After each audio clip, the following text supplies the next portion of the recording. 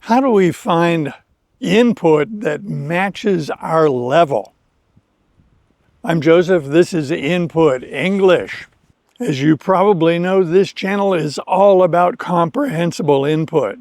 Comprehensible input is an outstanding way to learn English. English is so complex. The grammar rules have so many exceptions. And of course, the pronunciation is fairly unpredictable. So trying to study or memorize English is completely impractical. However, if you hear enough of it, and if you understand it, you will absorb it. This is comprehensible input. It's the way it works. If you're new to comprehensible input, I have a lot of videos on how to use it and how it works. So let's get started with today's topic.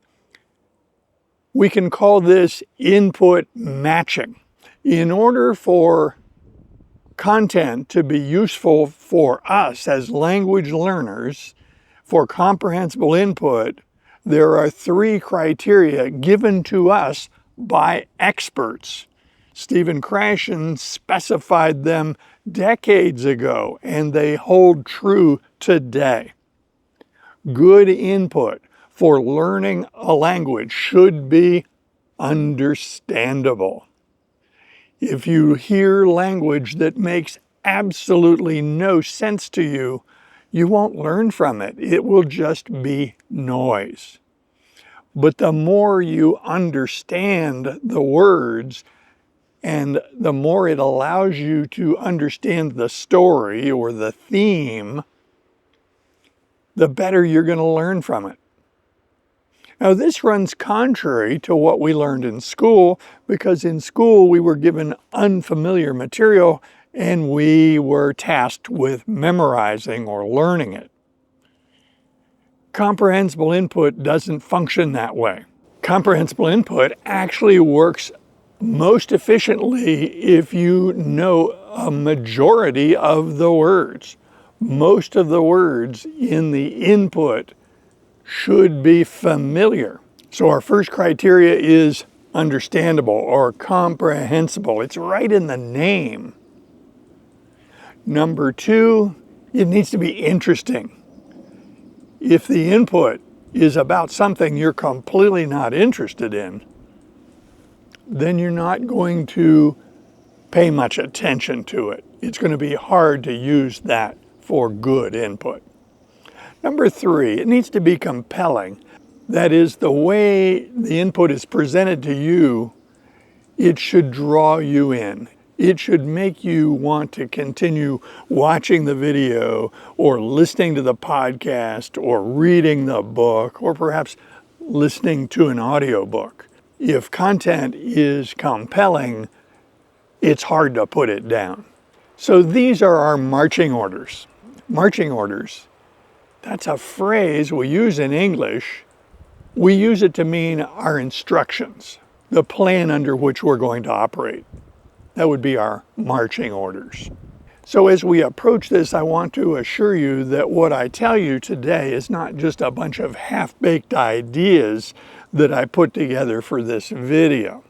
No, this approach and this information comes from experts in the field, and I've already mentioned one of them, Stephen Krashen. I used the phrase half-baked.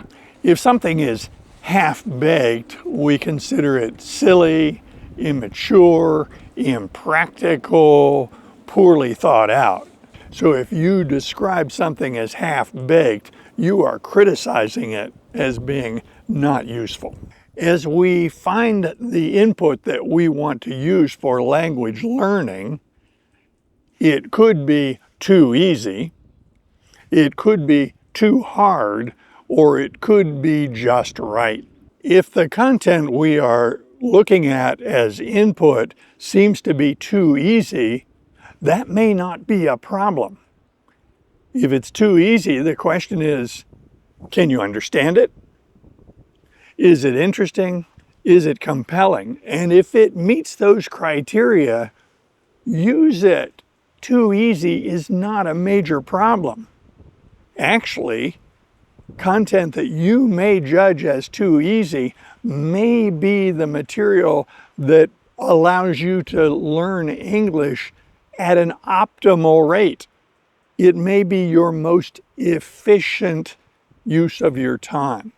So don't shun material that seems too easy as long as it's interesting and compelling.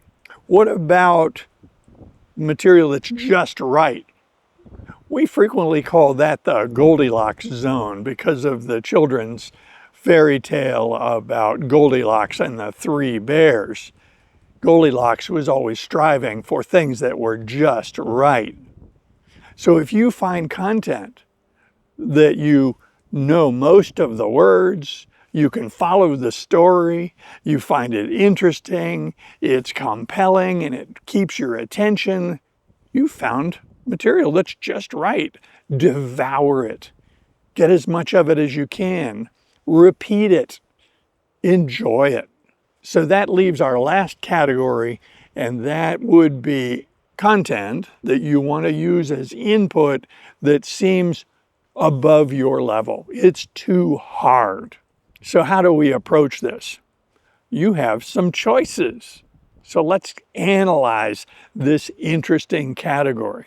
If you look at some content that seems too difficult and you don't know that many words, it's going to be hard to follow. So you can sample it and see how you do. If you find that you just don't know a lot of the words, it's going to be more difficult to follow the story. It's going to be more difficult for this material to be interesting because it doesn't make much sense.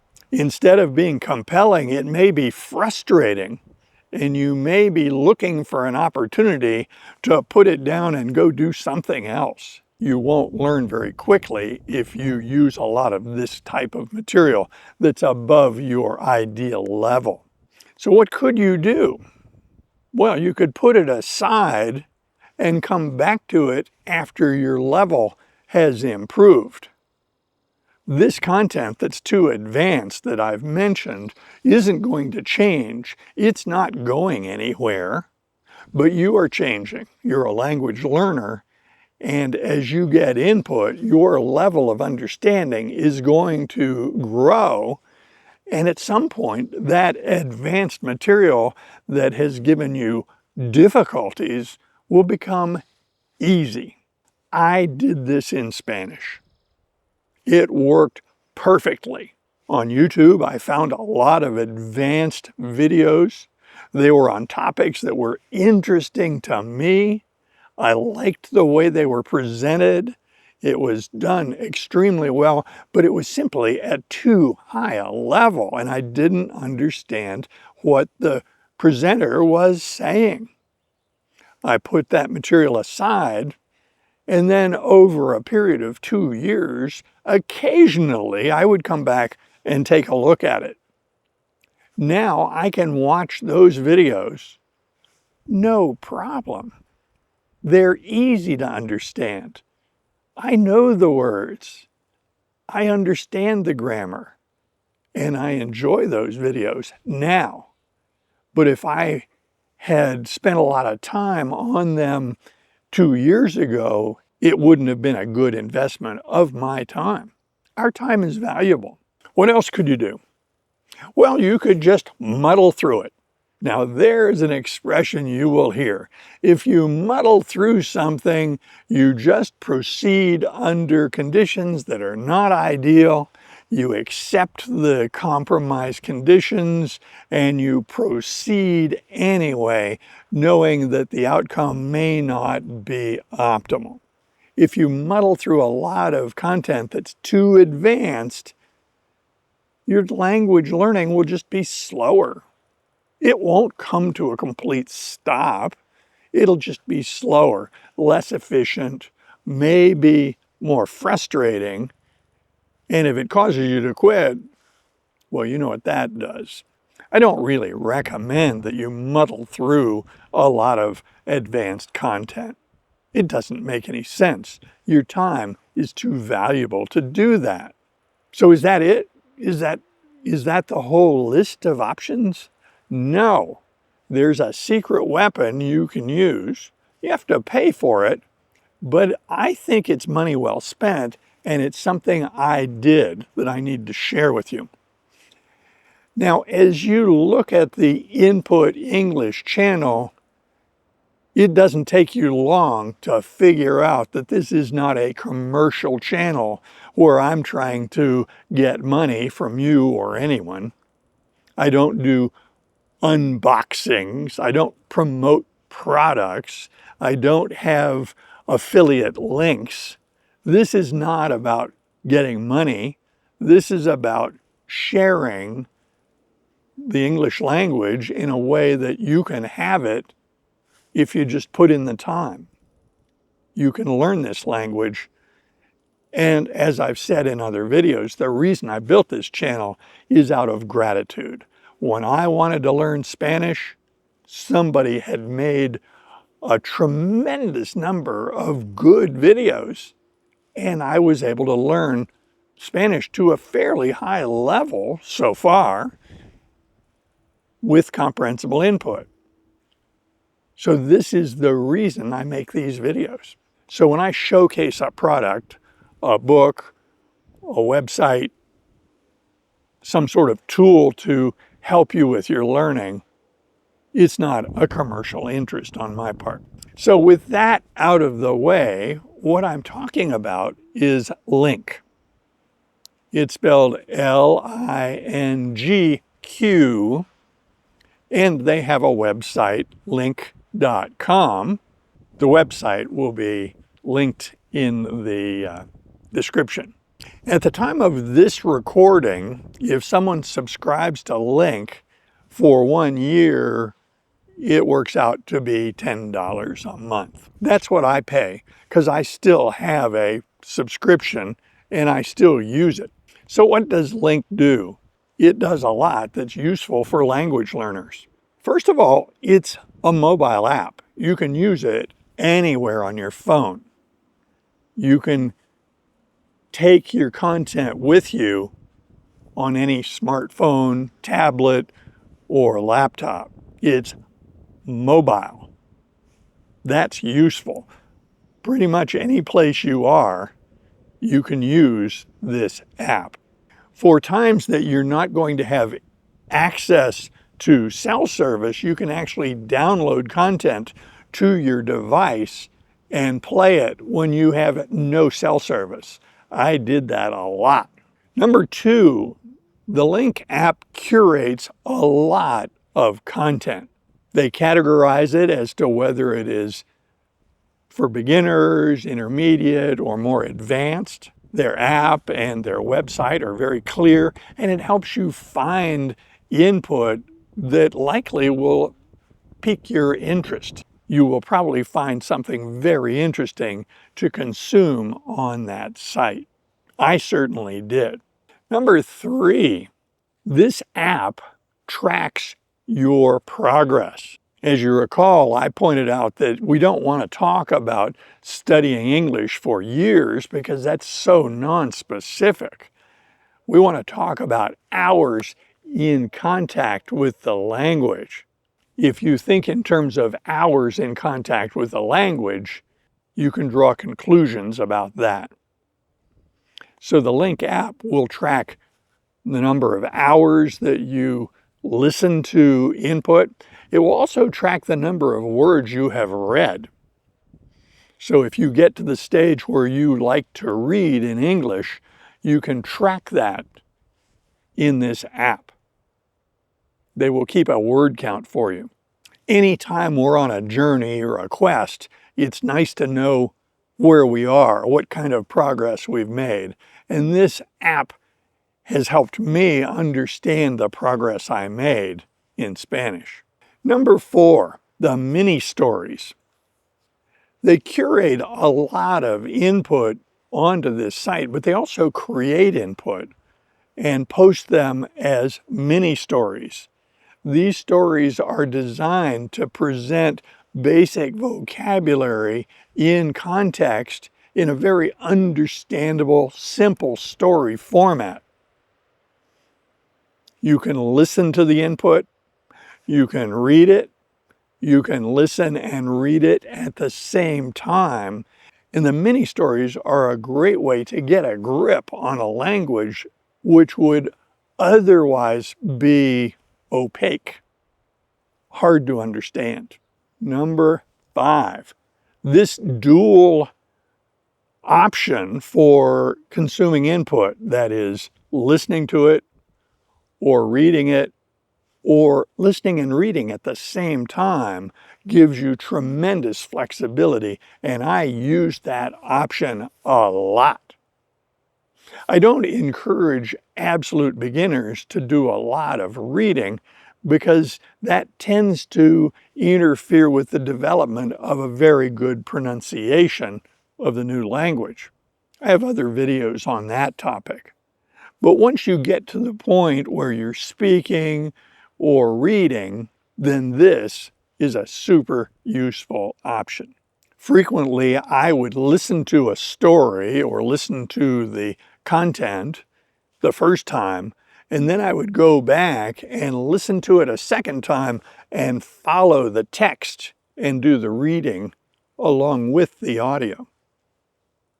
This was a powerful combination for me learning Spanish.